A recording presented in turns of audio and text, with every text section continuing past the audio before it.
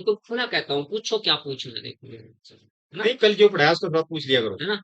फिर थोड़ा सा 5 मई आ चुकी है बस, है ना। कल तो मैंने बहुत आराम आराम से, थोड़ी स्पीड ही तो ज्यादा थी बस। सब कुछ क्लियर समझ आ गया होगा, है ना। चलो आज मगर फिर, सर वहाँ पढ़ा गए हैं, एलन वगैरह में पढ़ा रखा है उन्होंने, बहुत अच्छा तजर्बा है। लेकिन उस लेवल का तो पढ़ तुम रहे हैं और जिस तुम लेवल का आपका है। अगर ना पूछो, ना घर पढ़ो, तो फायदा क्या है, ये बताओ। जितना सरकार पैसा खर्च रही है इस योजना पे, जितना एलन वेलन में खर्च आता है उससे भी ज्यादा खर्चा है यहाँ। ठीक है, पूरे है ना। सिस्टम को और इनका। और फिर तुम अगर तुम वही बस्ती में रखते हो तो फायदा कुछ नहीं होने। नेक्स्ट प्रिपरेशन है आपका किसका, एल्कीन का प्रिपरेशन है, किससे कह रहा हूँ मैं, फ्रॉम विसिनल डाई एलाइड। तो मुझे बताओ विसिनल डाई एलाइड क्या होता है। यानी 2 टाइप के डाई एलाइड होते हैं, एक होता है जेमिनल डाई एलाइड, एक होता है आपका विसिनल डाई एलाइड, है ना। एक होता है जेमिनल डाई एलाइड, एक होता है विसिनल डाई एलाइड। तो मैं एल्कीन का प्रिपरेशन कर रहा हूँ, किससे कर रहा हूँ, विसिनल डाई हैलाइड से। अगर हेलोजन एटम एडजेसेंट कार्बन पर अटैच हैं, देखो एडजेसेंट कार्बन मतलब पास पास वाले कार्बन पर हेलोजन एटम अटैच हैं, क्या कहते हैं इसको, विसिनल डाई हैलाइड। ठीक है। अगर दोनों हेलोजन एटम एक ही कार्बन पर अटैच हैं तो क्या कहेंगे उसे, उसे कहेंगे आप जेमिनल, GEMINAL। हिंदी में पढ़ो चाहे इंग्लिश में पढ़ो, जेमिनल और विसिनल तो रहेगा, जेमिनल ही रहेगा, नाम तो नाम ही रहता है, चाहे हिंदी में हो इंग्लिश में हो तो नाम तो नाम ही रहेगा। तो ये आपका विसिनल डाई हैलाइड से मैं प्रिपरेशन कर रहा हूँ। CH3 सिंगल बॉन्ड, CH के साथ एक Br आपका यहाँ है, CH के साथ एक Br यहाँ है, ये आपका CH3, इसका नाम क्या हुआ, +2Na है।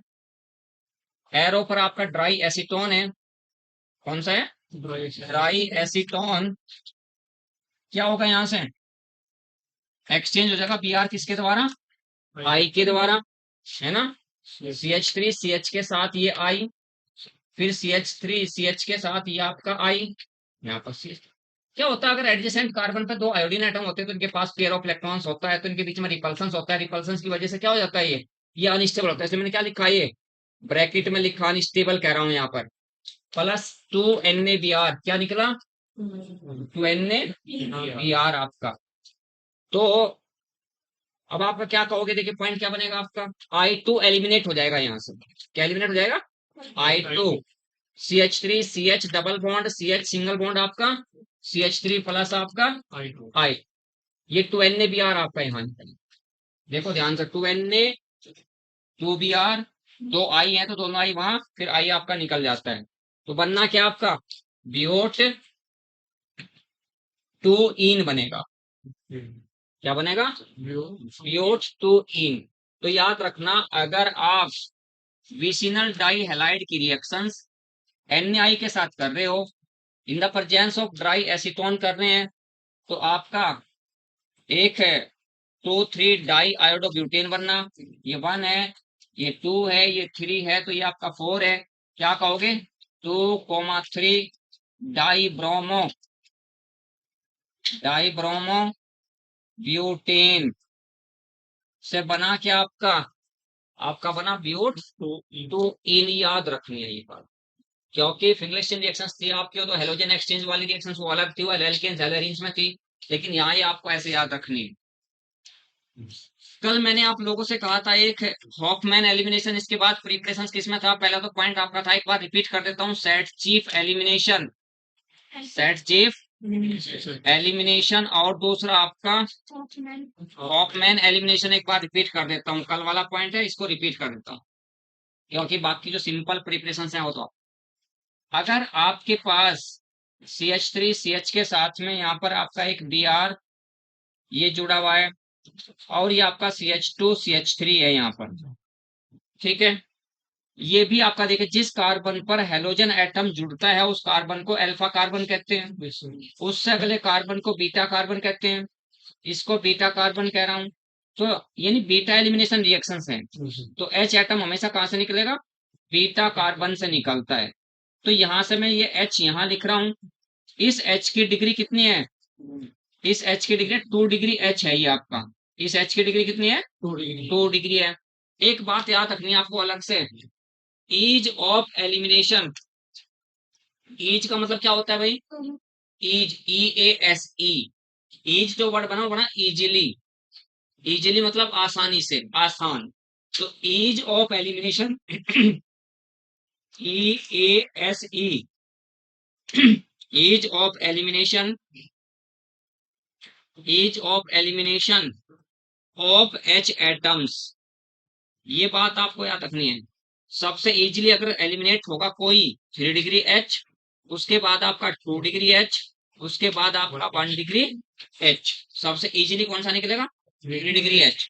यहाँ इसमें 3 डिग्री H है क्या? कोई नहीं है। ये वाला H कौन सी डिग्री का है? पहली डिग्री, यानी प्राइमरी आपका 1 डिग्री H है ये आपका। अगर इस H को निकालोगे तो थोड़ा मुश्किल से निकलेगा, इसको निकालोगे थोड़ा आसानी से निकल जाएगा। जब ये HBr आप निकाल रहे हो ये, और रिएक्शंस किसके साथ कर रहे हैं आप? अल्कोहलिक KOH के साथ कर रहे हैं, तो यहाँ पर आपका CH3 single bond CH double bond CH single bond आपका CH3। अब मैं इधर वाला H निकाल रहा, अब Br के साथ ये वाला H निकाल रहा हूं, तो यानी HBr निकाला। HBr KOH के साथ रिएक्शन करेगा। HBr एसिड है, KOH क्या आपका? बेस है। तो जब इसकी रिएक्शन KOH के साथ करते क्या बनेगा आपका? KBr प्लस आपका H2O। तो ये जब ये वाला H निकाला तो क्या बनी प्रोडक्ट आपकी? देखो प्रोडक्ट क्या बनेगी? CH2 double bond CH single bond CH2 single bond आपका CH3। ये आपका BOT2 है, BOT2। ये आपका BOT1 आपका। तो मैंने क्या कहा कि जो बीटा H जितनी आसानी से निकल सकता है वो उतनी ज्यादा प्रोडक्ट बनाएगा, उतनी प्रोडक्ट मेजर होगी, उतनी प्रोडक्ट अधिक मात्रा में बनेगी। तो आसानी से निकला ये वाला बीटा H जो कि 2 डिग्री बीटा H है, और थोड़ा मुश्किल से निकला ये वाला बीटा H जो कि इसकी डिग्री 1 है। ये बात याद रखनी है आपको कि आसानी से बीटा H एटम्स कैसे निकलते हैं। Ease of elimination of H atoms, H atoms के निकलने का आसान तरीका। सबसे इजीली कौन निकलता है? 3 डिग्री H से, थोड़ा मुश्किल से 2 डिग्री, सबसे ज्यादा मुश्किल से 1 डिग्री। जितनी आसानी से H एटम्स निकल जाएगा उतनी प्रोडक्ट आपकी क्या बनेगी? ज्यादा होगी, मेजर प्रोडक्ट आपकी होगी। तो इसके नीचे क्या लिखोगे आप? Major product. मेजर का मतलब ये ज्यादा मात्रा में बनेगी, और ये माइनर का मतलब कम मात्रा में बनेगी। माइनर का मतलब होता है कम, और मेजर का मतलब होता है अधिक मात्रा। वैसे भी सेटजीव के अकॉर्डिंग सेटजीव रूल क्या है कि वो एल्कीन अधिक मात्रा में बनेगी जिस एल्कीन में अल्फा H एटम की संख्या ज्यादा होगी। और आपको क्या याद रखना? डबल बॉन्डेड कार्बन से जुड़ने वाले कार्बन को अल्फा कार्बन कहते हैं। ये भी आपका अल्फा कार्बन हुआ, ये अल्फा कार्बन, तो ये अल्फा कार्बन। यहाँ इस अल्फा कार्बन पे 3H, इस अल्फा कार्बन पे 3H, टोटल आपके कितने हो गए? 6 अल्फा H आपका हो चुका है। यहाँ पर आपका एक ही अल्फा कार्बन है, ये अल्फा कार्बन है बस, क्योंकि डबल बॉन्डेड कार्बन ये दोनों क्या है? डबल बॉन्डेड कार्बन है। डबल बॉन्डेड कार्बन से जुड़ने वाले कार्बन को क्या कहते हैं? Alpha carbon. और यहाँ इस पे कितने अल्फा H हैं? 2 अल्फा H हैं।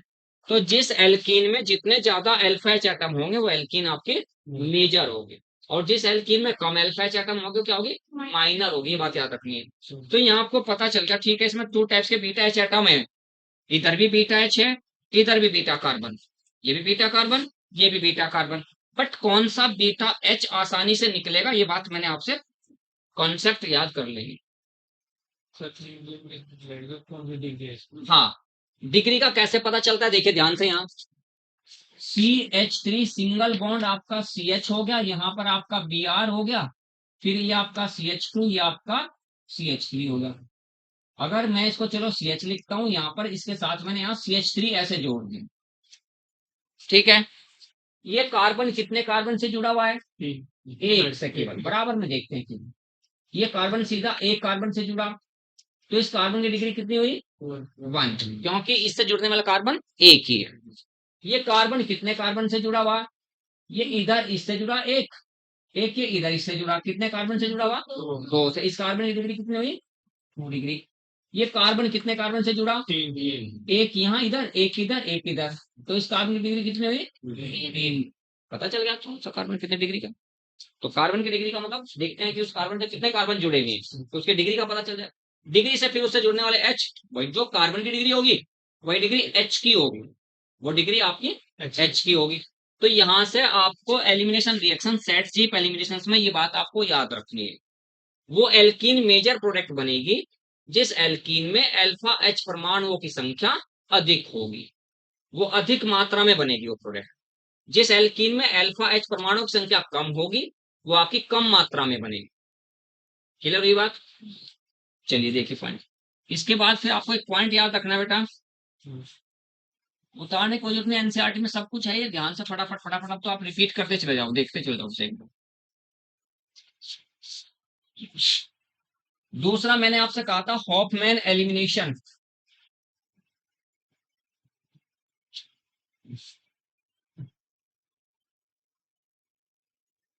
Hofmann elimination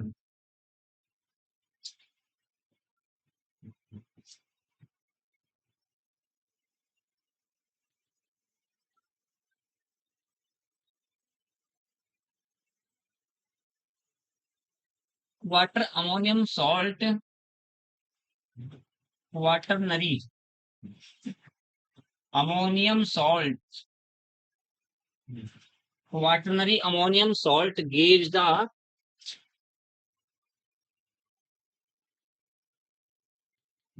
Hofmann elimination reaction. Hofmann elimination reaction.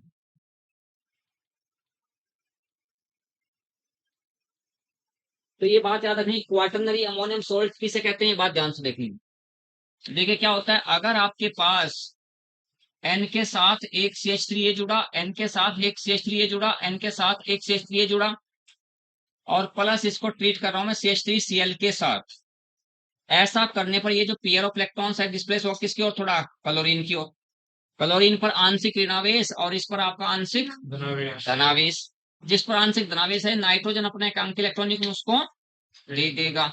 ऐसा करने पर N के पास चार्ज आ गया कैसा, पॉजिटिव, और N से कितने जुड़ गए आपके CH3 हैं, 4, चार्ज आ गया पॉजिटिव, ब्रैकेट किया बंद और बाहर हो गया आपका Cl नेगेटिव। तो CH3 यानी क्या कहोगे इसको, बेसिकली क्या लिख देंगे आप, CH3 whole four N positive Cl negative. ये आपका क्वाटरनरी अमोनियम सॉल्ट कहलाएगा, क्वाटरनरी अमोनियम सॉल्ट कहलाएगा। याद रखनी है इस बात को, किसको कहते हैं, क्वाटरनरी अमोनियम सॉल्ट। इसके पास अमोनियम क्लोराइड, मान लीजिए अमोनियम क्लोराइड का फॉर्मूला क्या होता है, NH4Cl, चारों H को हटाया, वहां पे कोई एल्काइल ग्रुप लगा दिया आपको, क्या बन गया आपका एक क्वाटरनरी अमोनियम सॉल्ट बन गया।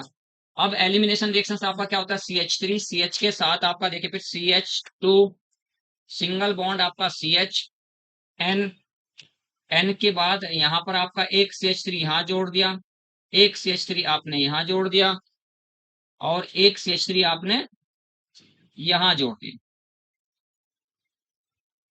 इस पे चार्ज आपका N पे पॉजिटिव कर दिया, यहाँ आपने CH3 करा, और इसके आसपास ही कहीं आपने OH नेगेटिव आयंस इसके साथ ही लगा रहा हूं बेटा, OH नेगेटिव Cl नेगेटिव, जहां Cl नेगेटिव था उसकी जगह मैंने क्या लिखा था, OH नेगेटिव। तो अब आपको क्या करना है, बीटा एलिमिनेशन रिएक्शन ये करना है आपको, बीटा एलिमिनेशन रिएक्शन आपका यहाँ लिख रहे हो आप, हीट कर रहे हैं इसको, गर्म कर रहे हो, तो ये एग्जाम्पल भी बीटा एलिमिनेशन रिएक्शंस का है, बीटा एलिमिनेशन रिएक्शन है आपका। तो मुझे बताओ इसमें बीटा कार्बन कहाँ है आपका, यहाँ इस कंपाउंड में बीटा कार्बन कौन सा है, देखो ध्यान से, जो कार्बन पॉजिटिवली चार्ज नाइट्रोजन से जुड़ा हुआ है, जो कार्बन पॉजिटिवली चार्ज नाइट्रोजन से जुड़ा हुआ है उस कार्बन को अल्फा कार्बन कहूंगा। तो कैसा कहते हैं, अल्फा का। तो ये आपका अल्फा कार्बन है, ये आपका अल्फा कार्बन है, ये आपका अल्फा कार्बन है, ये आपका अल्फा कार्बन है। जो भी कार्बन नाइट्रोजन से सीधा सीधा जुड़ा हुआ होगा, उस नाइट्रोजन से, जिस नाइट्रोजन पर चार्ज कैसा है, पॉजिटिव चार्ज है, उस कार्बन को आप अल्फा कार्बन कहें। उससे जस्ट अगले कार्बन को क्या कहेंगे, उससे अगले कार्बन को बीटा कार्बन कहेंगे, यहाँ बीटा कार्बन कहेंगे। तो वहां पर सेट जीफ एलिमिनेशन क्या था आपका, H एटम का एलिमिनेशन कैसा था सब, सेट जीफ के अकॉर्डिंग क्या बात थी, ये याद रखनी है आपको, सेट जीफ के अकॉर्डिंग 3 डिग्री H सबसे इजीली निकलेगा, उसके बाद 2 डिग्री H, उसके बाद 1 डिग्री H। होपमैन के अकॉर्डिंग आपको याद रखना है हॉफमैन के अकॉर्डिंग 1 डिग्री एच इजिली, उसके बाद 2 डिग्री एच, उसके बाद आपका 3 डिग्री एच। ये बात आप याद रख लेंगे। तो इसमें देखिए यहाँ पर ये वाला एच कितने डिग्री का, 2 डिग्री का, ये वाला एच 1 डिग्री का है, तो यहां से निकलेगा एच एटम, यहां से, क्योंकि इस एच की डिग्री क्या है, कम है इसकी। यहां मैंने CH2 के साथ एच ऐसे लिख दिया भाई, लिखा है। अगर ये 2 इलेक्ट्रॉन यहां से यहां दूं तो एच पे चार्ज कैसा आएगा बेटा, एच पॉजिटिव हो गया। अगर यहाँ के दोनों इलेक्ट्रॉन यहाँ ऐसे करूं तो जो एन पे पॉजिटिव चार्ज था वो कैसा हो जाएगा, न्यूट्रल हो जाएगा, क्योंकि पॉजिटिव है पहले से, नेगेटिव होना था, तो पॉजिटिव नेगेटिव की जब मल्टीप्लाई करेंगे तो न्यूट्रल हो जाएगा। ठीक है, ये आपका एज एच पॉजिटिव निकला है। ये एच पॉजिटिव इस OH नेगेटिव के साथ रिएक्शन करेगा, कर जाएगा, क्या बना देगा, H2O। और प्रोडक्ट यहाँ क्या बनेगी आपकी, CH3 single bond CH2, single bond CH, double bond आपकी CH2 plus CH3 whole thrice N plus आपका H2O। तो हॉफमैन एलिमिनेशन में ये प्रोडक्ट आपकी क्या हुई, मेजर प्रोडक्ट बनेगी। इधर से अगर H निकालेंगे, ज्यादा डिग्री का H निकालेंगे तो प्रोडक्ट क्या होगी, माइनर प्रोडक्ट। इधर वाला H निकालोगे, ये भी आपका बीटा H है, समझ रहे हो ना क्या कहना चाह रहा मैं। इस वाले H को निकालोगे तो बॉन्ड डबल यहाँ आ जाएगा और प्रोडक्ट क्या होगी, वो माइनर हो। इधर वाला H निकालेंगे तो प्रोडक्ट आपकी मेजर हो। तो यहाँ बीटा H उस कार्बन से निकलेगा जिस कार्बन की डिग्री कम होगी। तो हॉफमैन और सेटजीप में डिफरेंस आपको समझ आ गया होगा। देखिए इसमें अगर मैं आपसे पूछता हूँ इसकी प्रोडक्ट क्या होगी, बताएं आप।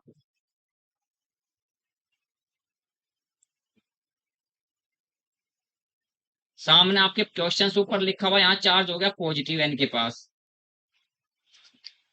यहाँ आपका हो गया CH3, यहाँ आपका CH2CH3, और प्लस N प्लस के पास ही OH माइनस आयन कहीं यहाँ लिख रहा हूं मैं, समझ गए। क्वाटरनरी अमोनियम सोल्ट बन गया। जिस N पे पॉजिटिव चार्ज है उससे 4 बॉन्ड आपके निकल गए, 4 ही बॉन्ड आपके निकलने थे, 1 2 3 4।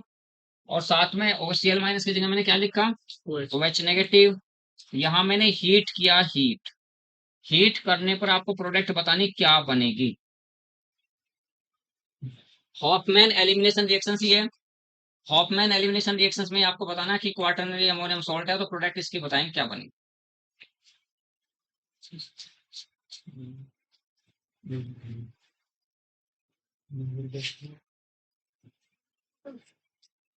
सबसे पहले आपको सर्च करना कि बीटा कार्बन कहाँ है, सबसे पहले बीटा कार्बन का पता करना है। क्या कहा था, बीटा कार्बन कहाँ कहाँ है, बीटा कार्बन, बीटा कार्बन कहाँ कहाँ है, नाइट्रोजन से जो कार्बन जुड़ेगा उस कार्बन को क्या कहूंगा मैं, अल्फा कार्बन कह रखा है, ये अल्फा कार्बन। तो ये कार्बन आपका यहाँ, ये भी आपका, इससे अगला ये भी आपका, ये आपका, और ये आपका। तो आपके पास बीटा यहाँ भी है, ये और ये तो दोनों एक जैसे बीटा एच है। इसकी बात करें चाहे इसकी बात करें, एक ही है।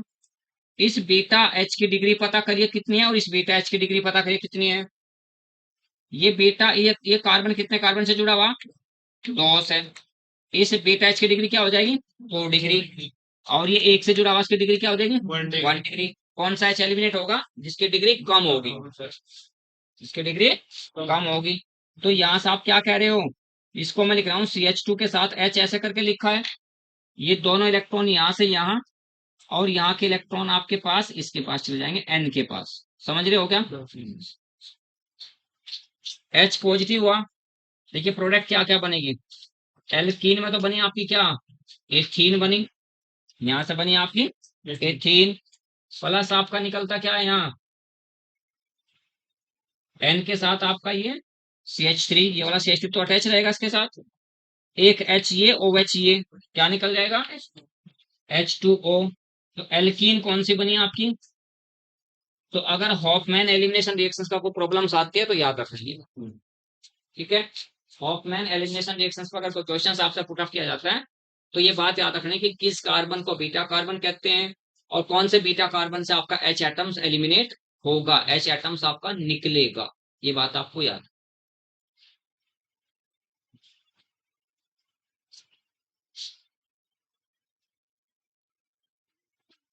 ठीक है।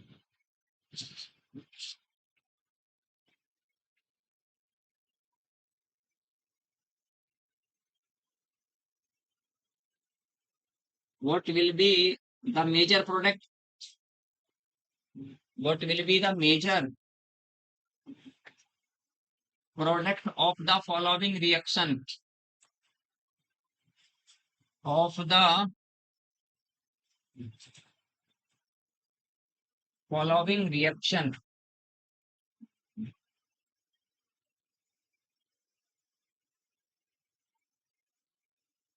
CH3 single bond CH, 2 Br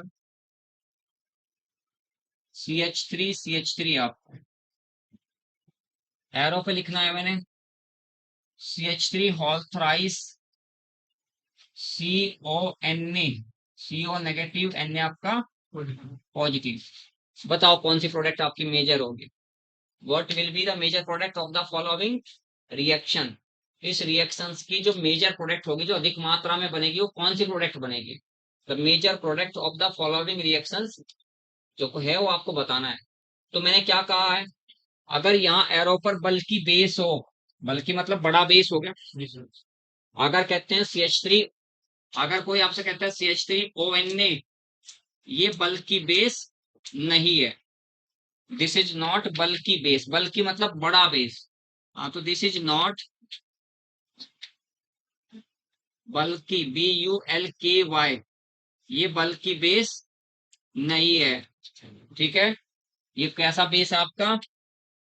बल्कि मतलब बड़ा, आपका बल्कि बेस है। अगर बल्कि बेस होता है तो उसे क्या कहते हैं आप? बल्कि बेस अगर होता है तो बल्कि बेस की प्रेजेंस में halo alkene Hofmann elimination reactions देगा। बल्कि बेस हमेशा कैसी रिएक्शन देगा? Hofmann elimination reactions. अगर कहीं बल्कि बेस आ गया तो याद रखना Hofmann, Hofmann elimination, Hofmann elimination reaction, याद रहेगी बात? हॉफमैन एलिमिनेशन रिएक्शंस में सर्च करके बताओ फटाफट, बीटा H कहाँ है आपका? ये आपका कौन सा कार्बन है? बीटा।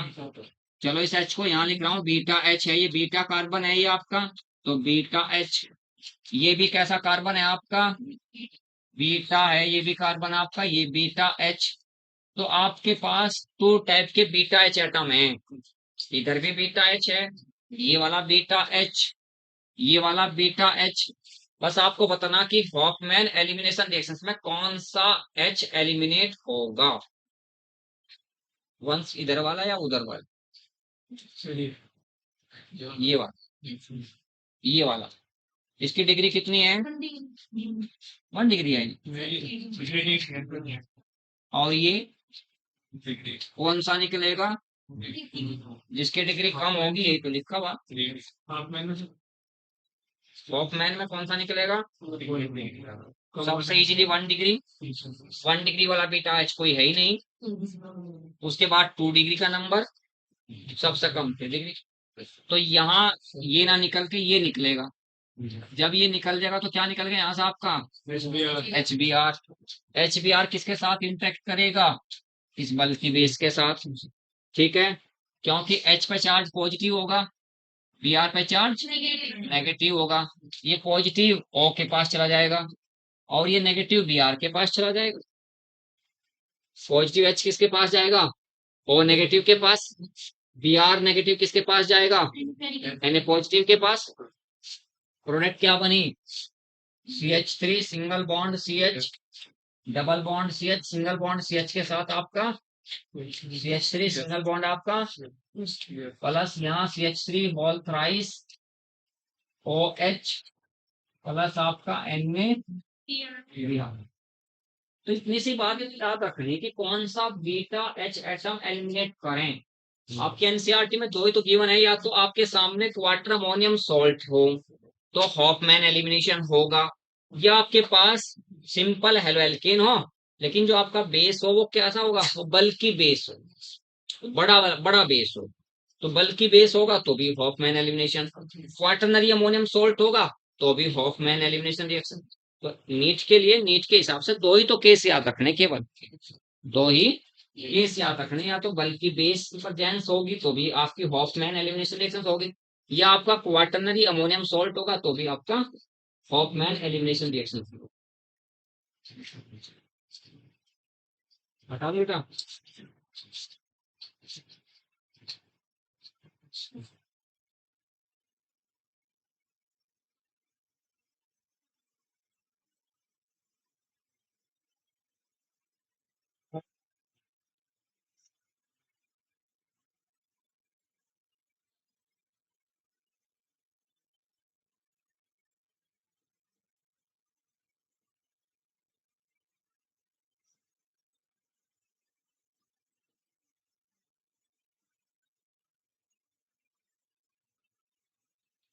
नेक्स्ट पॉइंट आपका बेटा reactions of alkene.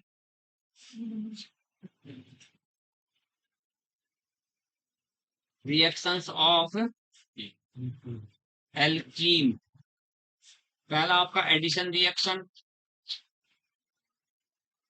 Addition reaction, addition reactions में आपको कोई नहीं पूछेगा, देखिए किस किस के साथ एडिशन हो रहा है।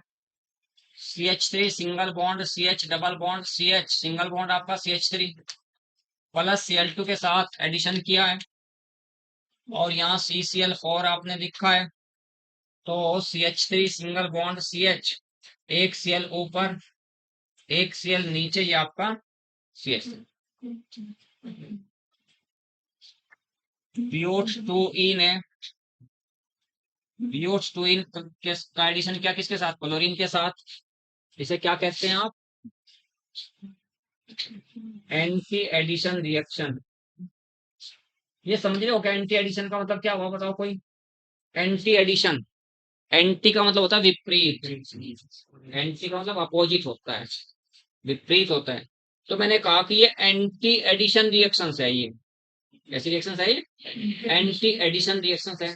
तो एंटी एडिशन इसलिए क्या, कैसे हुई, क्यों एंटी एडिशन रिएक्शन, कि अगर आप यहाँ Cl सिंगल बॉन्ड Cl को ऐड कर रहे हो, Cl सिंगल बॉन्ड, क्लोरीन को ऐसे करके लिख रहा हूं मैं, तो एक क्लोरीन तो आपका ऐड होगा ऊपर से, दूसरा क्लोरीन ऐड होगा नीचे से, दोनों अपोजिट फेज से ऐड होंगे, इसे क्या कहते हैं, एंटी एडिशन रिएक्शन। देखिए क्या कहते हैं, अगर ध्यान से ऐसे याद रखना, प्रोडक्ट कभी कभी ऐसा पूछा जाता रहता है। इसको मैं क्या नाम दूंगा, इस एल्कीन का नाम बताना आपने, क्या कहते हैं इस एल्कीन को, अगर पढ़ा हो आप लोगों ने। अगर सेम ग्रुप सेम साइड में जुड़े होते हैं तो उसे कहते हैं सिस ब्यूट टू इन। क्या कह रहा हूं, सिस ब्यूट टू इन, या सिस to butene, sis to butene, यानी डबल बॉन्ड दूसरे कार्बन पे, सेम साइड में दोनों मिथाइल ग्रुप हैं, इधर दोनों एच एटम सेम साइड में, जिसे कहते हैं सिस ब्यूटीन, प्लस Cl का ऐड कर रहा हूं, और CCl4 की प्रपोज। तो यहाँ जो प्रोडक्ट आपकी बनेगी वो आपका रैसेमिक मिक्सचर बनेगा, रैसेमिक मिक्सचर आपका बनना है। एक बार रैसेमिक मिक्सचर क्या होता है, देखो ध्यान से, इस मिक्सचर यानी दो का मिक्सचर बनेगा, कैसे कैसे बनेगा, ध्यान से देखिए आप। CH3, CH के साथ Cl, फिर आपका CH नीचे, और ये आपका CH3 प्लस CH3, CH के साथ नीचे Cl, और ये ऊपर Cl, ये आपका CH3। तो क्या हो गया ये आपका रैसेमिक मिक्सचर। रैसेमिक मिक्सचर आपको वर्ड पढ़ा नहीं होगा, पढ़ा तो रैसेमिक मिक्सचर किसे कहते हैं बताओ, कोई भी रैसेमिक मिक्सचर क्या होता है, नहीं पढ़ा, बीएससी वालों में नहीं पढ़ा था रैसेमिक मिक्सचर किसे कहते हैं, हिंदी में भी रैसेमिक मिक्सचर कहते हैं, रैसेमिक ही कहते हैं हिंदी में, रैसेमिकरण, रैसेमिक, है ना। प्रकाशिक समावयवता पढ़िए, प्रकाशिक समावयवता पढ़िए, प्रकाशिक समावयवता पढ़िए, लेकिन रैसेमिक मिक्सचर नहीं पढ़ा, है ना। ज्यामितीय समावयवता, ज्यामितीय समावयवता पढ़ी, प्रकाशिक समावयवता पढ़ी है, बट रैसेमिक मिक्सचर नहीं पढ़ा। अगर ऐसा मिक्सचर जिसमें दोनों फॉर्म 50, अगर आपने प्रकाशिक समावयवता पढ़ी हो, प्रकाशिक समावयवता,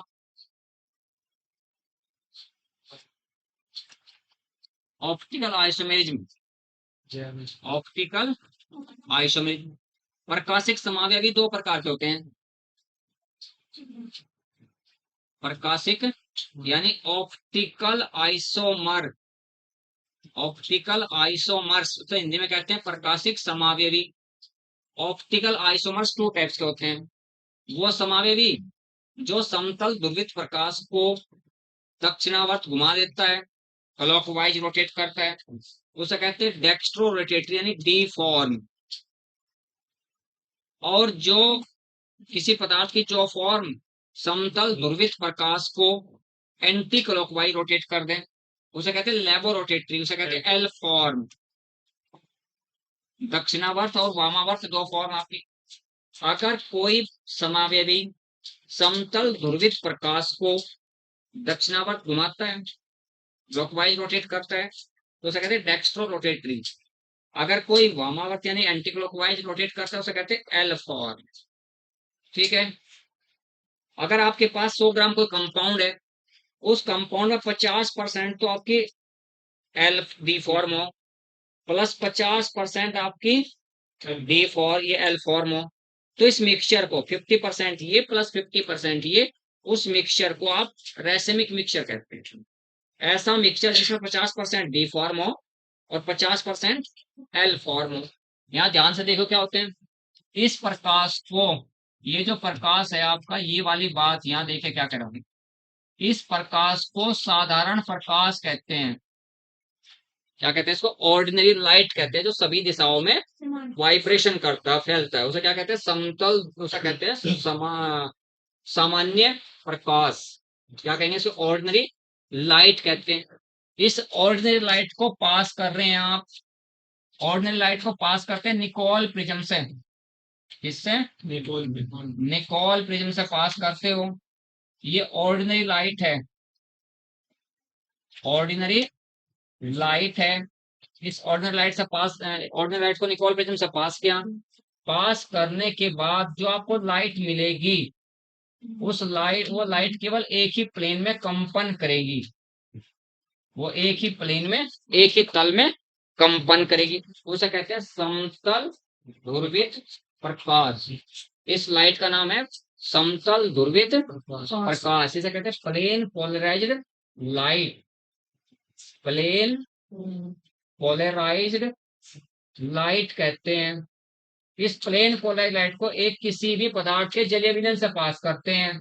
यह है यहाँ पर पदार्थ, जिसके अंदर ये पोलैरिमीटर है, क्या ये एपरेटस का नाम है पोलैरिमीटर आपका, क्या है आपका पोलैरिमीटर। इसमें क्या लेंगे आप, यौगिक, यौगिक इसके अंदर लेंगे पोलैरिमीटर के अंदर। अब इस यौगिक से जब समतल ध्रुवित प्रकाश है निकलता है, गुजरता है इससे, या तो समतल ध्रुवित प्रकाश आपका रोटेशन करता है, कैसे, क्लॉकवाइज, ठीक है, या ये रोटेशन करता है एंटी क्लॉकवाइज। अगर समतल ध्रुवित प्रकाश किसी पदार्थ के जलीय विलयन से निकलने के बाद दक्षिणावर्त यानी क्लॉकवाइज रोटेशन करें, तो उसे कहते हैं dextro rotatory, DEXTRO rotatory, ROTATORY। Dex rotator के शॉर्ट में क्या कहते हैं, डी फॉर्म। और इसको क्या कहते हैं, लेवो, LAEVO, लेवो रोटेटरी। ये बात तो आप लोगों को 11th 12th में पता होना चाहिए था बेटा, एल फॉर्म, दोनों बात का पता होना चाहिए था इन बातों का। तो ये आपका सिंपल सा है, एक आपका डी फॉर्म है, एक एल फॉर्म है। अगर किसी पदार्थ की 50% तो डी फॉर्म लो, ये डी फॉर्म है, तो ये एल फॉर्म होगी। 50% ये बना, 50% ये बना, तो इसको क्या कहेंगे आप, रेसिमिक मिक्सचर कहेंगे। तो अगर आपके पास सिस ब्यूटीन है, एंटी एडिशन कर रहे हैं, तो क्या बनेगा आपका, रेसिमिक मिक्सचर बनेगा। अगर आपके पास ट्रांस ब्यूटीन है, कैसी है, ट्रांस ब्यूटीन है, ट्रांस में एक आपका CH3, ये एक आपका CH3, उधर होंगे सर, हाँ उधर ही, ये आपका क्या है, ट्रांस। तो क्या कहेंगे इसको, ट्रांस टू ब्यूटीन। समझ रहे हो, दोनों एच एटम एक दूसरे के अक्रॉस है, अक्रॉस कहते हैं ट्रांस को, अगेंस्ट कहते हैं ट्रांस को, अगेंस्ट। दोनों मिथाइल ग्रुप एक दूसरे के अगेंस्ट हैं, दोनों एच एटम एक दूसरे के अगेंस्ट हैं, अगेंस्ट को कहते हैं ट्रांस, और सिस को कहते हैं सेम। सेम यानी समान, सिस का मतलब सेम होता है और ट्रांस का मतलब अगेंस्ट होता है। यहाँ दोनों मिथाइल ग्रुप सेम साइड में है, दोनों एच एटम सेम साइड में है। अगर सेम एटम या सेम ग्रुप आपके सेम साइड में है, उसका नाम होता है सिस आपका, सिस समपक्ष जिसे कहते हैं हम, लेकिन सिस ही याद रखते हैं समान। अगर समान जो आपके ग्रुप हैं और या समान एटम है वो एक दूसरे के अक्रॉस हैं, अगेंस्ट है, उसे कहते हैं ट्रांस। अगर आपके पास ये ट्रांस टू ब्यूटीन है और एडिशन कर रहे हैं क्लोरीन का इसके साथ में, तो CCl4, यहाँ पे जो आपका प्रोडक्ट बनेगी उसे कहता हूं मैं मीजो प्रोडक्ट। क्या कहते हैं, मीजो प्रोडक्ट। अब एक मीजो फॉर्म होती है, मीजो फॉर्म किसे कहते हैं, ये भी प्राकृतिक समय होता है, मैं पढ़ा हुआ पॉइंट है, मीजो फॉर्म किसे कहते हैं, मीजो प्रोडक्ट किसे कहते हैं, वह पदार्थ जो प्लेन ऑफ सिमेट्री प्रदर्शित करता है। आप कहोगे प्लेन ऑफ सिमेट्री क्या होती है, वंश मीजो को, मीजो की इंग्लिश हो या हिंदी हो, मीजो मीसो लिख लो, हिंदी में लिखते हो मीसो, हिंदी भी वही है इंग्लिश भी वही है। ये नहीं समझना से हिंदी में क्या कहेंगे, अगर ये सोचेगा ना कि इसे हिंदी में क्या कहेंगे, कि पैरासीटामोल को हिंदी में क्या कहेंगे, पैरासीटामोल ही रहेगी। अगर डॉक्टर बनने के बाद आपके दिमाग में ही चलने लगा ना कि सर कुनैन को हिंदी में क्या कहेंगे, कुनैन ही रहे। ठीक है, एटीजोलाम का अगर हिंदी सोचने लगा कि एटीजोलाम डिप्रेशन की दवाई है, तो एटीजोलाम की हिंदी के चक्कर में पड़ेंगे तो वो तो एटीजोलाम ही रहे। तो बात ये समझने की मीजो प्रोडक्ट जो बनी, लेकिन मीजो प्रोडक्ट कहते किसे हैं, बात है कि जैसे मैंने कहा कि हो सकता है इस कार्बन पे, पहले वाले कार्बन पे Cl ऊपर हो, दूसरे वाले कार्बन पे Cl नीचे हो। दूसरी बात हो सकती है कि पहले वाले कार्बन पे Cl नीचे हो, इस वाले पे ऊपर हो, ऐसा हो सकता है। बट ये मीजो का मतलब यानी मीजो प्रोडक्ट जो आपके बना है, जो क्रियाफल, क्रियाफल कहते हैं हिंदी में इसकी, जो प्रोडक्ट को क्या कहते हैं, क्रियाफल कहते हैं। तो जो क्रियाफल बना है उसे नाम दिया मीजो। तो मीजो क्या होता है इस बात को याद रखना। देखिए पॉइंट आपका, यहाँ आपके पास है H single bond CH3, single bond Cl, C के साथ single bond H, single bond Cl, single bond CH3। ये कोई प्रोडक्ट आपके सामने बनी है, वंस देख लो, सब बनी है ना, कोई प्रोडक्ट आपके सामने। इस प्रोडक्ट को टू इक्वल पार्ट में डिवाइड कर सकते हो क्या, आप लोग बता दो मुझे। दो बराबर भागों में विभाजित किया जा सकता है क्या इस प्रोडक्ट को, किया जा सकता है। कहां से कट करेंगे बताओ, बीच में से, बिल्कुल। दो कार्बन ऊपर आ जाएंगे, दो यहाँ मैंने इसको बीच में से कट कर दिया।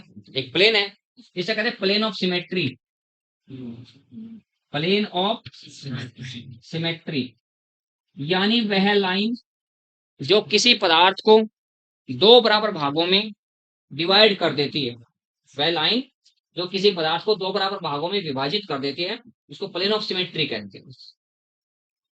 जो भी कंपाउंड प्लेन ऑफ सिमेट्री प्रदर्शित करता है वो मीजो कंपाउंड कहते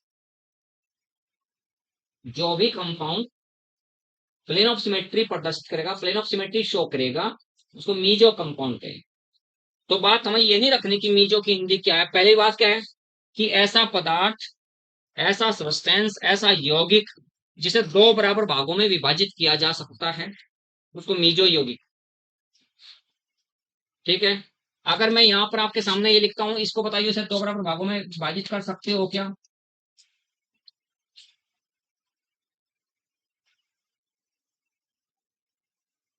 इसको दो बराबर भागों में विभाजित कर सकते हो क्या। देखो क्या, यहाँ ध्यान से दोबारा पढ़ो एक बार, कर सकते हैं। पूरी बात अब यहाँ ध्यान से सुनो, प्लेन ऑफ सिमेट्री क्या होता है। ऐसा यौगिक जिसे दो बराबर भागों में विभाजित किया जा सकता हो, एक भाग दूसरे भाग की मिरर इमेज हो, एक भाग दूसरे भाग की मिरर इमेज हो। अगर आप यहाँ मिरर रखते हो तो मिरर के अंदर जो आपकी स्ट्रक्चर ज्योमेट्री बनेगी वो सेम ये वाली बनेगी। ठीक है, तो ये दोनों एक दूसरे के क्या है, मिरर इमेज है, दोनों एक दूसरे के मिरर इमेज है। दोनों एक दूसरे की मिरर इमेज है ये, तो प्लेन ऑफ सिमेट्री शो करना चाहिए, उसके बाद क्या बनाना चाहिए उसे, एक दूसरे की मिरर इमेज होनी चाहिए, उसे क्या कहेंगे आप, मीजो प्रोडक्ट। आप कह रहे हैं इसे डिवाइड कर सकते हैं, नहीं कर सकते, क्योंकि अगर डिवाइड कर भी देंगे, यहाँ से कट भी कर दिया डिवाइड भी कर दिया, तो ये वाला पोर्शन इस वाले पोर्शन की मिरर इमेज नहीं बनाए, तो यानी कट करने के बाद जो वन हाफ पार्ट है वो सेकंड हाफ पार्ट की मिरर इमेज होना चाहिए, तो उसे क्या कहते हैं, मीजो प्रोडक्ट। क्वेश्चन ये नहीं आई है तो मैंने आपसे बताया कि एंटी एडिशन, एंटी एडिशन का मतलब है अपोजिट प्लेन से ऐड होना है, एक अगर एक इनमें से एक एटम ऊपर से ऐड और दूसरा एटम नीचे से हो रहा। ट्रिक आपको याद रखने की, कैसे ट्रिक, क्या याद करते हैं, अगर आपके पास सिस एल्कीन है और एंटी एडिशन कर रहे हैं तो रेसिमिक मिक्सचर बनेगा, क्या बना, कार, कार का C4 क्या हो गया, सिस, A4 क्या हो गया, एंटी, R4 क्या हो गया, रेसिमिक मिक्सचर। उसके बाद अगर ट्रांस है और एंटी एडिशन है तो मीजो है, तो ये बात याद रखनी है। टू टाइप के एडिशन होते हैं भाई, टू टाइप की एडिशन रिएक्शन होते हैं, ध्यान रखें। एक होता है आपका anti addition, anti addition reaction होती है एक, एक होती है syn addition, syn syn addition, syn addition का मतलब होता है सेम साइड से अटैक करेंगे दोनों एटम्स, उसे कहते हैं सिन एडिशन। ये आपका हो गया एंटी, एक ऊपर से तो एक नीचे से, तो उसे क्या कहते हैं, एंटी एडिशन। तो एंटी एडिशन के केस में आपको क्या बात याद रखनी है, एंटी एडिशन के केस में याद रखना, एक तो आपको कार और दूसरा आपको वर्ड रखना टेन, यही आपसे वहां पूछा जाता है क्वेश्चन। और फिर सिन एडिशन के केस में आपको याद रखना, अगर आपके पास सिस है और वहां पर आपका सिन एडिशन है तो प्रोडक्ट आपकी मीजो बनी। और फिर अगर आपके पास ट्रांस एल्कीन है और सिन एडिशन है तो फिर आपका रेसिमिक मिक्सचर बनी। इन दोनों को एक्सचेंज कर देना, जहां cis alkene anti addition racemic mixture, trans alkene anti addition meso product. इसमें यहां सिस एल्कीन सिन एडिशन, ये वाला एस लिया है, यहाँ ये वाला ए लिया है। समझ गए होंगे इतनी सी बात तो आप लोग, क्योंकि कंपटीशन में ऐसे ही याद करते हैं, रट्टे नहीं लगाते हैं। जब आप थोड़ा सा इतना पढ़ लें, पढ़ने के बाद फिर आप पूछे कि कैसे कैसे एडिशन आप करते हो, कि ये एल्कीन का जब क्लोरीनेशन करते हैं तो एंटी एडिशन रिएक्शन सी क्यों है, जब आप पूछेंगे तो बाद की बात बताई जाएंगी, अभी तो आप लोग तो ये बातें आपको याद रखनी है।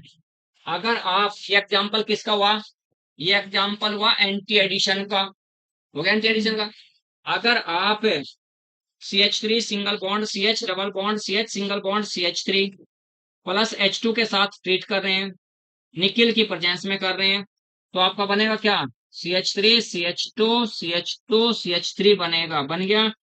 ये जो एग्जाम्पल है किसका है, ये सिन एडिशन रिएक्शंस का एग्जाम्पल है।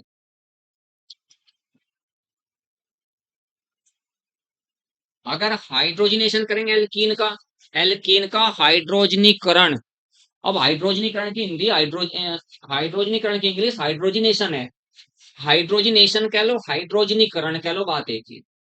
क्लोरीनेशन क्लोरीनीकरण, ब्रोमिनेशन ब्रोमीनीकरण, बात तो एक ही हो रही है, ठीक है। तो ये आपको केवल ये बातें याद रखनी है, अगर आप लोगों को नोट तो करना, केवल ये करना। रही बात एडिशन रिएक्शंस, तो कक्षा 9 का बच्चा भी कर लेता है एडिशन, जोड़ना ही तो है। जुड़ेगा कहाँ, कार्बन कार्बन डबल बॉन्ड से जुड़ेगा, जुड़ा कहाँ, जहाँ पाई बॉन्ड होगा, पाई बॉन्ड एक्टिव साइट है, वो ब्रेक होगा तो उसके जगह आपके एटम्स अटैच हो जाएंगे, डबल बॉन्डेड कार्बन से तो कोई जुड़ेगा। तो एडिशन रिएक्शन कोई बड़ी बात नहीं है, तो सिंपल सी बात है। नेक्स्ट मुझे बताओ कितने जानते हैं मार्कोनिकोव रूल, इसी में एक आपका मार्कोनिकोव रूल, मार्कोनिकोव पढ़ा हुआ है आप लोगों ने, मार्कोनिकोव का नियम, क्योंकि हिंदी में कुछ और पढ़ते हैं, इंग्लिश में वो कुछ और होता है।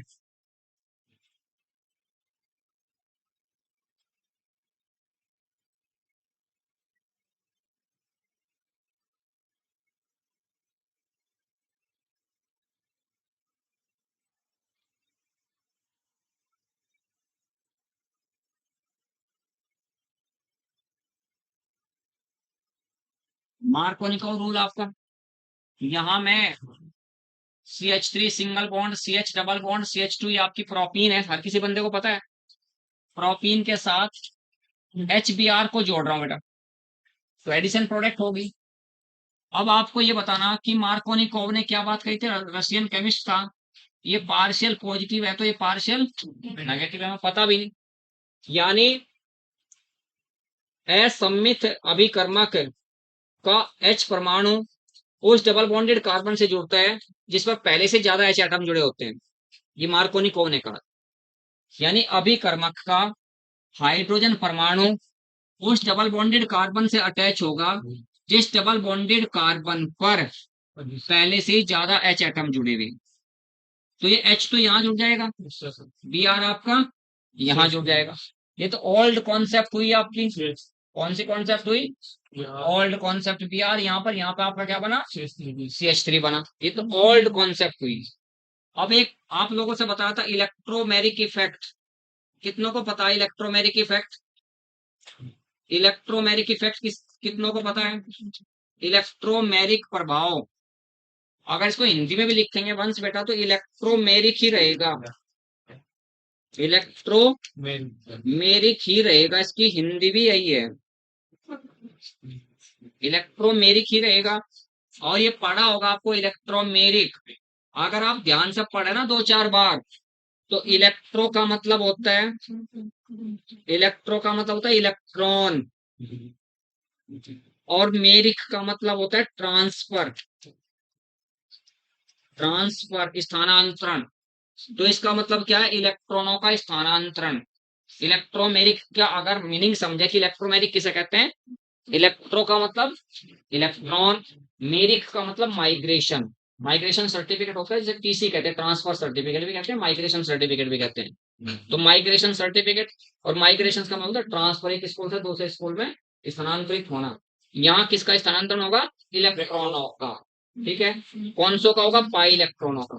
इलेक्ट्रोमेरिक प्रभाव एक अस्थायी प्रभाव है, किसके कारण होता है, पाई इलेक्ट्रॉनों के कारण होता है, किसकी वजह से होता है, पाई इलेक्ट्रॉन। किसकी मांग पर होता है, अभिकर्मक की मांग पर होता है, अभिकर्मक की डिमांड पर होता है। जब कोई अभिकर्मक मांग करेगा, अब आप लोग चलो खैर इसे हटाना, अब आप यहां से, ये मैंने पाई इलेक्ट्रॉन यहां से यहां ट्रांसफर कर रहा हूं, इधर से इधर, क्यों भाई,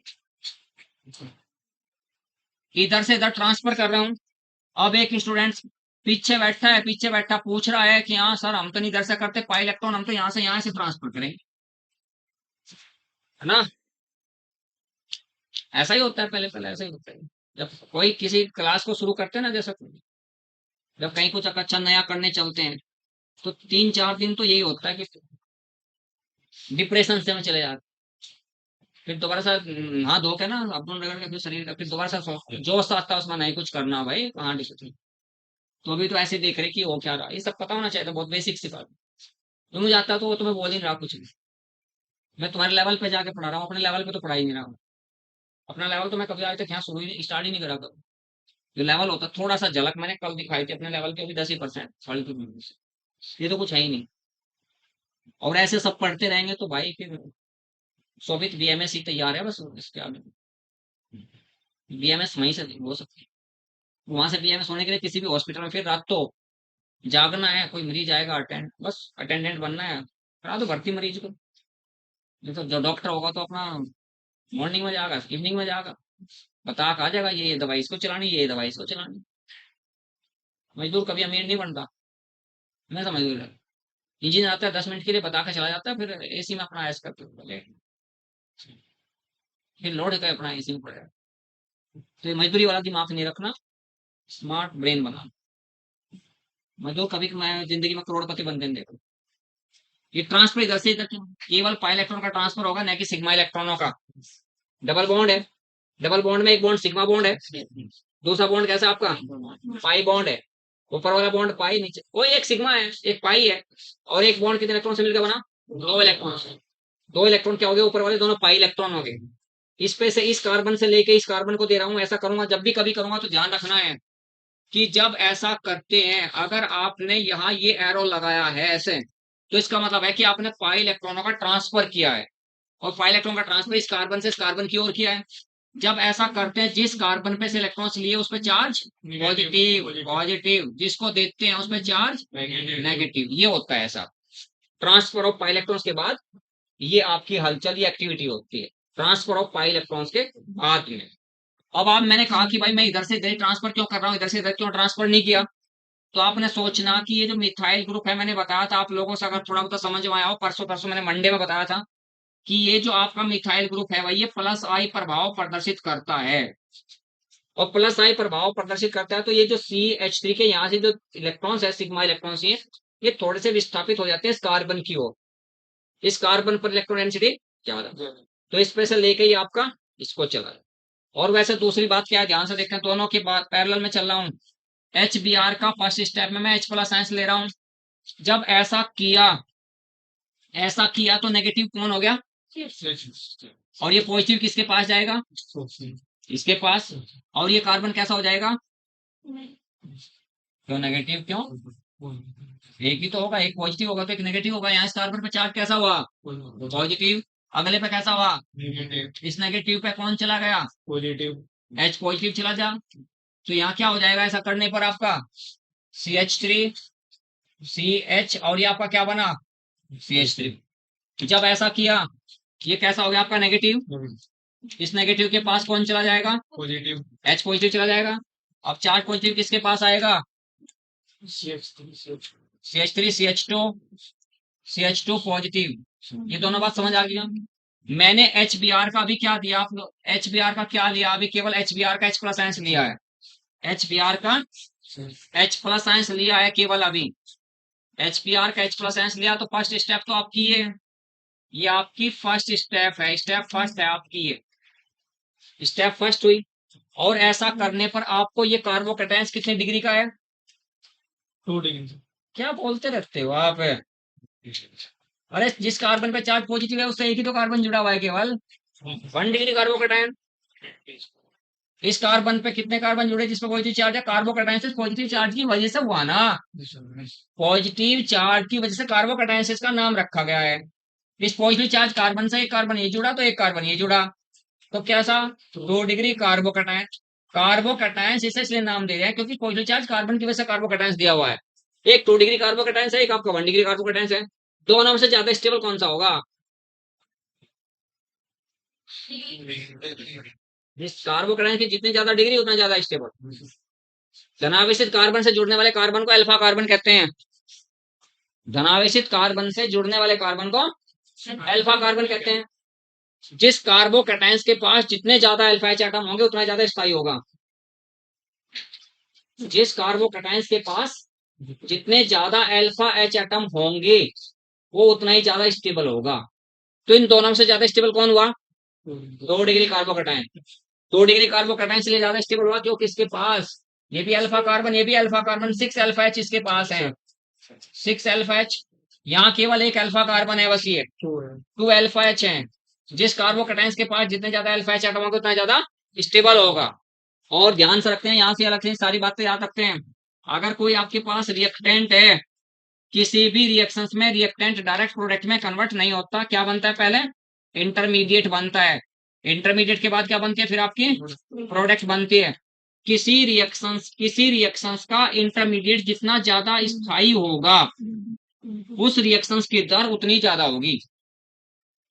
rate of reaction directly proportional to the stability of intermediate. Intermediate कहते हैं मध्यवर्ती को, इंटरमीडिएट मतलब मध्यवर्ती।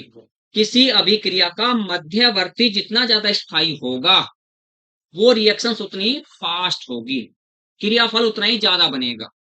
तो रिएक्शंस का रेट हमेशा किस पे डिपेंड करता है, इंटरमीडिएट की स्टेबिलिटी पे डिपेंड करता है। किसी रिएक्शंस का इंटरमीडिएट जितना ज्यादा स्टेबल होगा रिएक्शंस का रेट उतना ही ज्यादा होगा।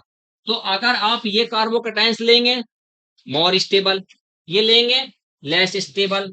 जब ये मोर स्टेबल होगा तो मोर स्टेबल के केस में रिएक्शन का रेट क्या होगा, ज्यादा होगा। ये आपका क्या होगा, लेस स्टेबल हो गया, लेस स्टेबल हुआ। उसके बाद जो लेस स्टेबल है उसको तो हम स्किप कर देते हैं, तो इसका मतलब ये एरो हमें गलत लगाया, ये हमें ऐसे एरो नहीं लगाना, बस हमें तो इसको सिलेक्ट करना है। उसके बाद सेकंड स्टेप्स में आप क्या करते हैं, कि जो आपका मोस्ट स्टेबल कार्बोकैटायन बना उस पर कौन अटैक करेगा, उस पर अटैक करेगा Br नेगेटिव। यहां पर आपका बन जाएगा क्या, CH3, CH के साथ ये Br, यहां पर आपका ये CH3। एक बार पूरी रिएक्शंस को दोबारा ध्यान से समझो, एक बार अब तो समझ लिया आप कैसे कैसे, मैं फास्टली बता दूं। दोबारा देख वंश बेटा, एक बार ध्यान से मैं क्या कह रहा हूं, कैसे कह रहा हूं, दोबारा ध्यान से देख एक बार।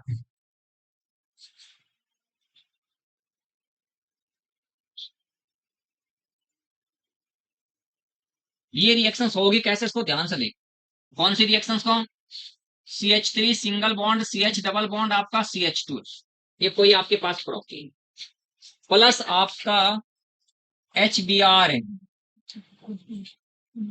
ध्यान रखेंगे अगर आप एरो ऐसे लगा रहे हो तो आपका ऐसे ही सीधा से याद रखना कि जिधर आपके प्लस आई प्रभाव वाला कोई समूह जुड़ा हुआ है उधर से इलेक्ट्रॉन दूसरे की ओर स्थानांतरित करेंगे। ऐसा करने पर इस पर तो चार्ज आ जाएगा पॉजिटिव, इस पे चार्ज आ जाएगा नेगेटिव, याद रखेंगे इस बात को। और ये आपका इस पर आंशिक धनावेश है तो इस पर आंशिक ऋणावेश। इन दोनों में से पहले जो पहले अटैक जो करेगा इसे कहते हैं इलेक्ट्रोफाइल। अब ये ना पूछो कि इलेक्ट्रोफाइल होता क्या है। इलेक्ट्रोफाइल, फाइल का मतलब प्रेमी को कहते हैं केमिस्ट्री में फाइल। इलेक्ट्रो का मतलब इलेक्ट्रॉन और फाइल का मतलब स्नेही। इलेक्ट्रॉन स्नेही अभिकर्मक को इलेक्ट्रोफाइल कहते हैं क्योंकि इसे इलेक्ट्रॉनों की आवश्यकता है, इसके पास इलेक्ट्रॉन की कमी है। इसे कहते हैं न्यूक्लियोफाइल, नाभिक स्नेही को न्यूक्लियोफाइल। तो इनमें पहले जो जुड़ता है, फर्स्ट जो जुड़ता है वो इलेक्ट्रोफाइल जुड़ता है और बाद में दूसरे नंबर पे जो जुड़ता है आपका वो न्यूक्लियोफाइल जुड़ता है। जो पहल जो करेगा उसके नाम पर रिएक्शन होती है, तो इस रिएक्शन का नाम होता है इलेक्ट्रोफिलिक एडिशन रिएक्शन। दो टाइप की योगात्मक अभिक्रिया होती है, एक होते हैं इलेक्ट्रोफिलिक, एक होते हैं न्यूक्लियोफिलिक। इलेक्ट्रोफाइल पहले जुड़ रहा है तो इलेक्ट्रोफिलिक, न्यूक्लियोफाइल पहले जुड़ रहा हो तो न्यूक्लियोफिलिक आपकी। तो मैंने इस रिएक्शंस को ऐसे लिखा है भाई, ठीक है भाई। ये रिएक्शंस दो पदों में पूरी होगी, दो पदों में पूरी होगी। इसकी क्रियाविधि की बात कर रहा हूं, क्रियाविधि। तो क्रियाविधि कैसे होगी इस बात को यार, CH3 single bond, CH double bond आपका CH2। पहले आपने H प्लस आयंस लिया, डिस्प्लेस इधर से इधर किया, इधर दोनों साइड से कर रहा हूं मैं तो, इधर से इधर करूंगा तो इस पर चार्ज क्या हो जाएगा, नेगेटिव। इस नेगेटिव पे ही आपका लिख जाएगा। तो पहले वाले एरो की बात करता हूं, इसको A लिखता हूं, दूसरे वाले को मैं B लिखता हूं। तो CH3 सिंगल बॉन्ड आपका CH पे चार्ज पॉजिटिव हुआ तो ये आपका CH3 हुआ, ये तो आपका A के अकॉर्डिंग हुआ। दूसरा आपका CH3 CH2 पॉजिटिव, ये आपका B के अकॉर्डिंग बना है। समझ रहे हो क्या दोनों बात, एक A के अकॉर्डिंग, एक B के अकॉर्डिंग। इसमें ये आपका है मोर स्टेबल। अब आप नहीं पूछेंगे कि हाँ मोर स्टेबल क्यों है, बता चुका हूं। मोर स्टेबल ये आपका है लेस स्टेबल। एक आपका मोर स्टेबल हुआ तो एक आपका लेस स्टेबल। ये स्टेप आपकी फर्स्ट हुई। फर्स्ट स्टेप में हम क्या लिखते हैं भाषा, इस पद में इलेक्ट्रोफाइल का एल्कीन पर आक्रमण कराते हैं। एल्कीन इलेक्ट्रोफाइल की तरह काम करती है, न्यूक्लियोफाइल की तरह काम करती है। एल्कीन ये सब पता तो जब पता चलेगा हमें कि इलेक्ट्रोफाइल और न्यूक्लियोफाइल होते क्या है, पहले तो यही नहीं पता चल, तो बाद की बात है कि किसे इलेक्ट्रोफाइल कहते हैं किसे। तो CH2 डबल बॉन्ड CH2 या CH3 CH double bond CH2 ये इलेक्ट्रोफाइल की तरह काम करता है, न्यूक्लियोफाइल की तरह काम करता है। जिस कंपाउंड में पाई बॉन्ड होता है वो हमेशा न्यूक्लियोफाइल की तरह काम करता है क्योंकि पाई बॉन्ड वहां पर इलेक्ट्रॉन डेंसिटी ज्यादा हो जाती है और जहां हाई इलेक्ट्रॉन डेंसिटी साइट होगी उसे न्यूक्लियोफाइल कहेंगे। जहां इलेक्ट्रॉनों की अधिकता होगी उसे न्यूक्लियोफाइल, जहां इलेक्ट्रॉनों की कमी होगी उसे इलेक्ट्रोफाइल। क्योंकि इलेक्ट्रॉन की कमी है तभी इलेक्ट्रॉन नहीं हो सकता है, इलेक्ट्रॉनों की अधिकता होगी तभी नाभिक नहीं हो सकता है क्योंकि नाभिक पर धनावेश होता है। नाभिक में क्या होता है, धनावेश। हमेशा जो पॉजिटिव सोच के आदमी होते हैं वही सेंटर में बैठते हैं, पॉजिटिव सोच का इंसान ही सेंटर में बैठते हैं। प्रोटॉन पे चार्ज कैसा है, पॉजिटिव। एटम के अंदर स्थान कहाँ मिला हुआ, न्यूक्लियस में। और इलेक्ट्रॉन्स की सोच कैसी है, हरा धक्के बेचारा घूम रहा है प्रोटॉन न्यूक्लियस के चारों तरफ। तो नेगेटिव थिंकिंग के लोग कहीं भी होंगे ना धक्के ही खाएंगे। पॉजिटिव थिंकिंग वाले सेंटर में बैठते हैं। पॉजिटिव प्रोटॉन होता है तो कहाँ बैठा है? सेंटर बैठा है एटम के। तो अगर एटम से भी आप अपनी लाइफ को जोड़ दें तो एटम भी हमें दे रहा है ये मैसेज कि हाँ भाई पॉजिटिव सोच कर, नेगेटिव नहीं तो फिर तो इलेक्ट्रॉन की तरह धक्के खाने को घूमते रहो नाभिक के चारों तरफ। तो इलेक्ट्रॉन नहीं बनना, तुम्हें क्या बनना है? पॉजिटिव सोच का।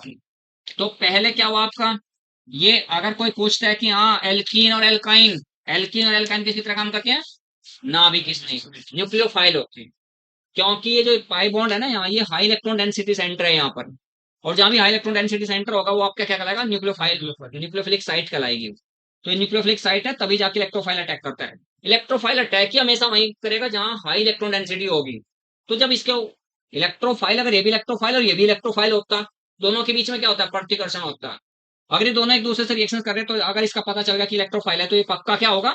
न्यूक्लियोफाइल है। सिंपल सी बात है भाई, इलेक्ट्रोफाइल और न्यूक्लियोफाइल तो आपस में जुड़ेंगे, रिएक्शंस करेंगे। तो ये क्या है? न्यूक्लियोफाइल है। अब स्टेप सेकंड में क्या कहते हैं हम? हमें एच बी आर में से एच प्लस तो ले लिया, बी आर माइनस हमें अभी नहीं लिया।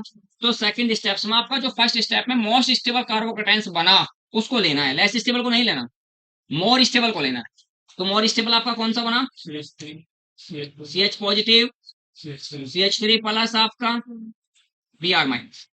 केमिस्ट्री में अगर कोई टीचर पढ़ा रहा है, देखो अभी मैंने क्या किया, बी आर टू, मैंने अभी देखो क्या किया, बी आर से एरो, अगर मैं ये एरो ऐसे लगा देता और कोई सामने केमिस्ट्री की थोड़ी बहुत नॉलेज रखने वाला होता तो क्या कहता है? तो ऐसा ही, इसे नहीं कुछ पता है, मास्टर की बेसिक क्लियर नहीं है। तो आप बारीक सी बात समझो, आप क्या कहता है? अगर एरो ऐसे लग गया तो ये गलत है। और एरो कैसे? न्यूक्लियोफाइल अटैक करेगा कहाँ? Electrophilic side. ये एरो ऐसे लगी, न्यूक्लियोफाइल टू इलेक्ट्रोफाइल एरो लगता है हमेशा, कभी भी इलेक्ट्रोफाइल टू न्यूक्लियोफाइल नहीं लगेगा। भिखारी क्या देगा किसी को? कुछ नहीं, इसके पास इलेक्ट्रॉन है ही नहीं, तो कहाँ ये क्या थोड़ा कह देगा कि हाँ तू मेरे पास आ जाए, ऐसी क्या हैसियत है कि ये इसको अपने पास बुलाए? यही अटैक करेगा इसके पास, इसके ऊपर ये अटैक करेगा जी, अटैक वही करेगा जिसके पास इलेक्ट्रॉन्स होंगे। तो हमेशा न्यूक्लियोफाइल से इलेक्ट्रोफाइल की ओर एरो लगाते हैं, हमेशा हमेशा याद रखते हैं बातों, छोटी छोटी बातें हैं, बहुत दिनों में जाके सारी बेसिक्स क्लियर हो जाती। आपका क्या बना यहाँ पर ये? तो टू स्टेप्स में आपकी रिएक्शंस क्लियर होगी। फर्स्ट स्टेप में आपका इलेक्ट्रोफाइल का अटैक होगा, सेकंड स्टेप में न्यूक्लियोफाइल का अटैक। अगर फर्स्ट स्टेप में न्यूक्लियोफाइल का अटैक करते तो उसका नाम हो जाता है न्यूक्लियोफिलिक एडिशन रिएक्शंस। अगर फर्स्ट स्टेप में आपने इलेक्ट्रोफाइल का अटैक कराया तो नाम क्या होगा इसका? इलेक्ट्रोफिलिक एडिशन रिएक्शंस होगी।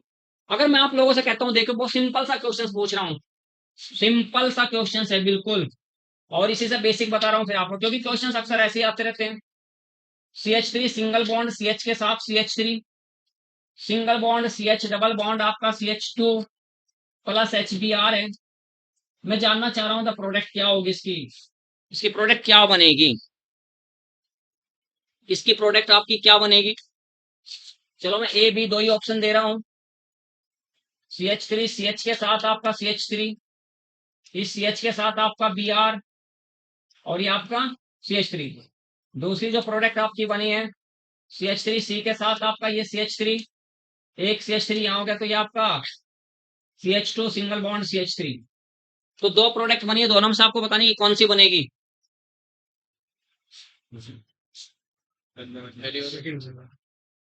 हाँ पहले वाले तो आपको सीधा सीधा देख के बता दे कि सर आप कह रहे थे कि इधर से इधर को एरो लग गया, जब एरो इधर लगा तो ये प्लस हो गया तो ये माइनस हो गया, ये पार्शियल पॉजिटिव है तो पार्शियल नेगेटिव है, एक पार्शियल पॉजिटिव है तो एक पार्शियल आपका नेगेटिव है। प्रोडक्ट आपको पता चली क्या बनी। तो इस हिसाब से आपने क्या किया कि ऑप्शन ए हो गया।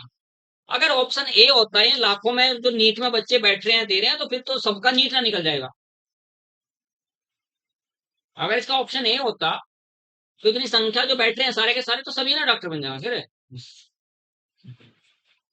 है ना। तो क्या होता है, याद रखना हमेशा, इलेक्ट्रोफिलिक एडिशन रिएक्शंस में रीअरेंजमेंट ऑफ कार्बोकेटाइंस हमेशा याद रखना है। ध्यान से देखो इस रिएक्शंस को, इस कॉन्सेप्ट को समझा अच्छे से, जो मैंने लिखे अभी जो मैंने कॉन्सेप्ट लिखे हैं इसको आप ध्यान से समझे। देखो क्या कहता हूँ, रिएक्शंस है, फर्स्ट स्टेप में हमेशा हमेशा वही होगा, अटैक ऑफ इलेक्ट्रोफाइल।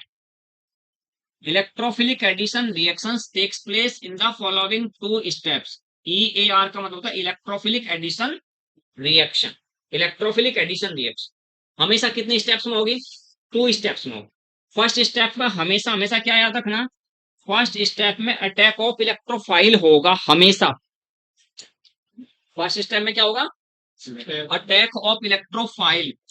इलेक्ट्रोफाइल का आक्रमण, attack of electrophile, attack of electrophile. तो यहां आपने जो रिएक्टेंट आपसे दे रखा है यहां याद रखेंगे, डबल बॉन्ड आपका CH2 प्लस आपका H प्लस डिस्प्लेस किया ऐसे, और ये आपका CH3 सिंगल बॉन्ड CH के साथ ये आपका CH3, यहां पर आपका CH2 पॉजिटिव CH3, ये आपका बना 2 डिग्री कार्बोकैटायंस बना फिलहाल 2 डिग्री कार्बोकैटायंस। यहां आपको रुक के चलना है। यहां पर आपको मैं यहां इस बार सिर्फ कॉन्सेप्ट ये बता रहा हूं कि यहां जैसे ही आप फर्स्ट स्टेप तो ऐसे ही जैसे मैंने नॉर्मल अभी अभी की है, मैंने यहां से यहां डिस्प्लेस किया आपका इलेक्ट्रॉन्स का और इलेक्ट्रोफाइल को उसके साथ अटैच कर दिया, कार्बोकैटायंस बन गया आपका, ये आपका सॉरी कार्बोकैटायंस बन गया ये आपका। ठीक है, अब आपको यहां देखना है इसका ना कितने डिग्री कार्बोकैटायंस है आपका 2 डिग्री, क्योंकि इससे एक कार्बन ये जुड़ा हुआ, एक कार्बन ये जुड़ा हुआ, 2 डिग्री कार्बोकैटायन है। बता सकता है कोई इसके पास कितने अल्फा एच एटम है? कितने अल्फा एच एटम इस कार्बोकैटायंस के पास है? 3 तो इधर हो गए और एक ये हो गया, ये भी अल्फा कार्बन है, ये भी अल्फा कार्बन है, 3 यहाँ एक ही एच, ये नहीं अल्फा, ये बीटा कार्बन है, और बीटा कार्बन से जुड़ने वाले एच होंगे बीटा एच होंगे, ये भी 3 बीटा एच, ये भी 3 बीटा एच, यहाँ अल्फा कार्बन है इसके पास एक एच, तो कितने अल्फा एच हुए आपके? 4 अल्फा एच।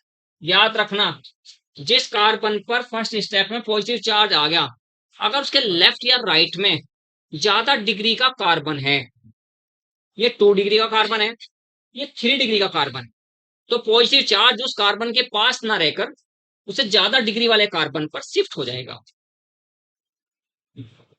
जिस कार्बन पर फर्स्ट स्टेप में इलेक्ट्रोफाइल का अटैक करने पर पॉजिटिव चार्ज आया वो तो हो गया आपका प्राइमरी कार्बोकैटायन, फर्स्ट स्टेप में जो बनेगा इनिशियली जो बन गया।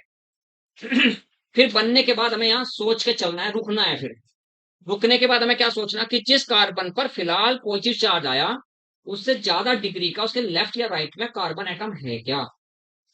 तो हम जब लेफ्ट में देखते हैं तो उस कार्बन की डिग्री कितनी है? 3 है। जिसपे फिलहाल पॉजिटिव चार्ज आया उस कार्बन की डिग्री कितनी है? 2 है।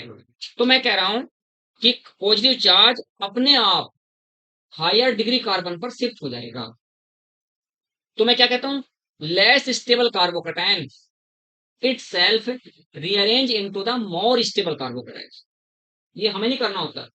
लेस स्टेबल कार्बोकैटायंस अपने आप मोर स्टेबल कार्बोकैटायंस में रीअरेंज हो जाता है।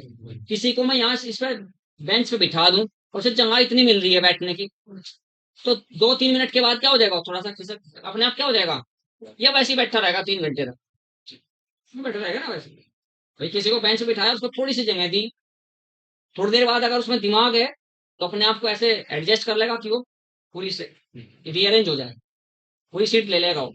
और कोई दिमाग से पैदल है तो फिर तो बेचारा बैठा रहेगा उसी में पूरे 1.5 घंटे तक। हाँ तो ये आपका चलो खैर, अभी असल में क्या है कि पढ़ाना तो दूसरी स्पीड से था लेकिन अभी टाइम कम है इसलिए, क्योंकि 5 में आज थोड़ा सा स्पीड मेंटेन करना जरूरी है। और आप तीनों खाने पीने के पीछे ध्यान कम रखो, बैठ कर पढ़ना शुरू कर दो पूरा। अच्छा फिर भी हाँ, अब पूरी जान लगा दो। इस एच को मैंने यहाँ लिखा है, देखो ध्यान से चाहो, इसके पास एच था ना, देखो ध्यान से चेहरा देखो, इस सी के पास एच है ना, ये इस एच को मैंने नीचे लिखा ना, कराना ऐसे नीचे। तो अब अगर मैं ऐसा करूं तो बताओ मुझे क्या होगा? ऐसा करा मैंने, ऐसा ऐसा करने पर क्या हुआ? ऐसा करने पर एच पे चार्ज कैसा हो गया? ऐसा तो क्या होगा पेपर देने के बाद भी? तो अच्छा ब्रेन आपका, जिस पे हेड है वो हमेशा नेगेटिव होगा, जिस पे टेल है वो हमेशा पॉजिटिव होगा। अच्छा दिख नहीं आता, सामने बैठ, ये जहां भी हेड होगा उस पर चार्ज नेगेटिव आएगा, जहां टेल होगी उस पर चार्ज पॉजिटिव होगा। टेल इस कार्बन की ओर है, हेड इस एच पे है, तो इस पे चार्ज पॉजिटिव, तो इस पे चार्ज। जब भी कभी एरो मैं ऐसे लगाता हूँ तो ये हमेशा जहाँ टेल है वो पॉजिटिव चार्ज और जहाँ हेड है वो नेगेटिव चार्ज होता है। बस ये बात एक बार, हेड नेगेटिव है क्योंकि हमें इलेक्ट्रॉन यहाँ से लिए, सी और एच के बीच में 2 इलेक्ट्रॉन्स है, दोनों इलेक्ट्रॉन्स लिए और एच को दे दिए, तो एच जिसको इलेक्ट्रॉन देंगे वो क्या हो जाएगा, नेगेटिव हो जाएगा। तो ये एच नेगेटिव कहाँ शिफ्ट हो जाएगा, चला जाएगा। तो यहां पर मैं लिख रहा हूं 1 2 हाइड्राइड शिफ्टिंग, ये 1 कार्बन तो 2 कार्बन, यानी पहले कार्बन से दूसरे कार्बन पर एच नेगेटिव आयन शिफ्ट हो गया। तो ऐसा करने पर क्या बनेगा आपका, ये CH3C, अब यहाँ चार्ज पॉजिटिव, यहाँ क्या हो गया आपका CH3, ये क्या बना आपका CH2, ये क्या हो गया आपका CH3, 3 और 3 6 और 2 8, इसके पास कितने अल्फा एच थे 4, इसके पास कितने हो गए 8, ये क्या हो गया ज्यादा स्टेबल, तो मैं तो मोर स्टेबल कार्बोकेटाइन चाहिए। तो अगर कहीं ऐसी कंडीशंस आती है तो याद रखना कि less stable carbocations itself rearrange into the most stable carbocation. उसके बाद सेकंड स्टेप्स में हमेशा आपने मोर स्टेबल कार्बोकेटाइंस को लेना है, लेस स्टेबल को नहीं लेना, समझिए हो ना। तो ये Br नेगेटिव अब अटैक इस पॉजिटिव पे करेंगे, तो यहाँ अब आपका CH3 कहाँ जुड़ेगा, Br कहाँ जुड़ेगा, इसके साथ जुड़ेगा, ये आपका CH2 हो गया। तो इसमें एक कॉन्सेप्ट आप लोगों से बताइए कि जब आप इलेक्ट्रोफिलिक एडिशन रिएक्शंस की स्टडी करते हैं, जीओसी में है, बताया था एक बार सभी से, जिन से बताया था वो चले गए। तो जब भी आप ऐसे ऐड करते हो तो हमेशा याद रखना कि लेस स्टेबल कार्बोकेटाइंस अपने आप मोर स्टेबल कार्बोकेटाइंस में रीअरेंज हो जाएगा।